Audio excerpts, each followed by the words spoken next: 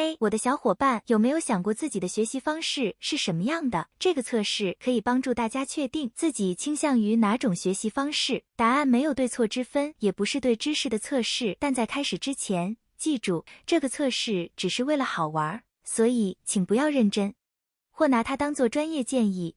这里一共有10个问题，记住每次选的字母。如果在2个答案中不好选择，就选最有共鸣的一个。开始啦！1.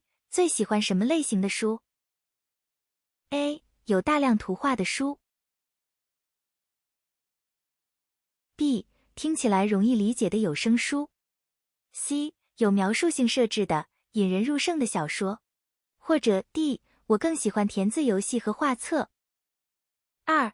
在学校怎么学习最好 ？A. 用带有更多可视画面的幻灯片演示，比文字多。B. 有个吸引人的演讲者的研讨会。C. 传统教室，配以详细信息。或者 D. 在车间的手工课。3. 最喜欢的娱乐形式是什么 ？A. 看各种形式的媒体，比如视频和电影。B. 听新出的音乐。C. 读一篇关于有趣主题的文章。或者 D. 尝试新的食谱、徒步旅行或瑜伽。4. 为考试学习时，在考试前一天是如何准备的 ？A. 学习和记忆图片和图表的效果最好。B. 为了记住内容，口头重复自己的笔记。C. 重读笔记，把它们记在脑子里。或者 D. 在现实生活中联想学到的内容。5. 听到“狗”这个词时，会想到什么 ？A. 想到一只狗在身边玩耍的画面。B. 听到狗在叫。C. 在脑子里想到“狗”这个词。或者 D. 想象自己在摸狗。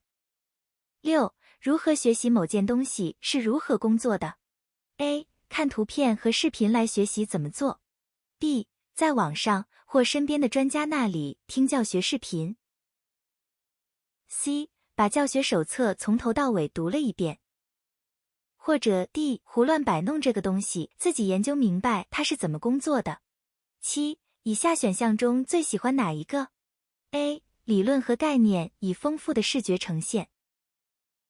B. 有很多人、很多演讲，并分享见解的研讨会。C. 读一些有趣的文章。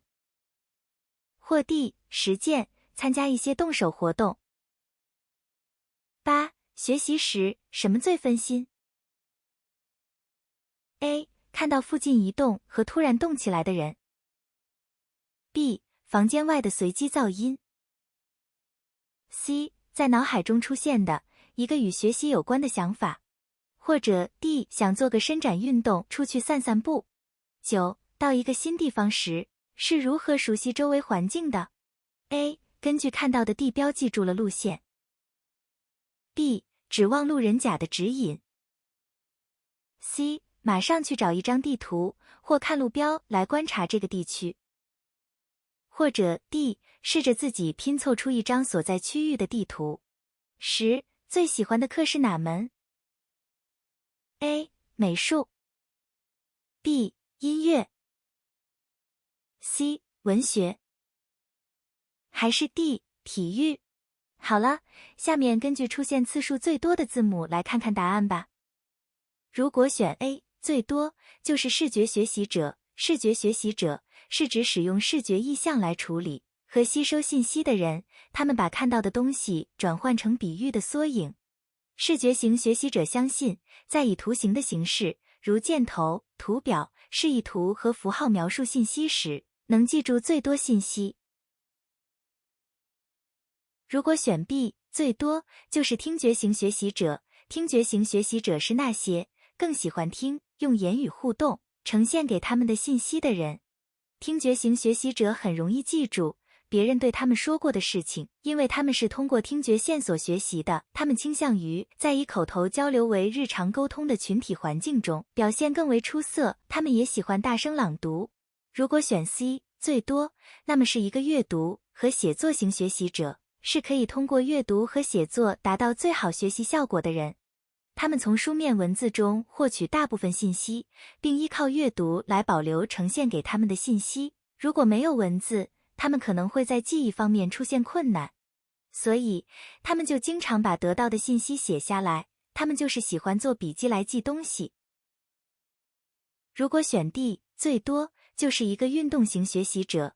这种类型的学习者在学习过程中积极发挥身体的作用，这样他们的学习效果最好。运动型学习者的学习重点在身体和触觉感知，通常利用他们的感官来学习。在将信息储存在记忆中之前，他们会用手和感官进行实验。虽然他们可能不是最擅长坐在课堂里听讲座吸收信息，但他们确实擅长做体育活动，比如骑自行车、园艺或从零开始组装东西。你的学习是哪种类型？前面有提到吗？欢迎在下面评论区告诉我们。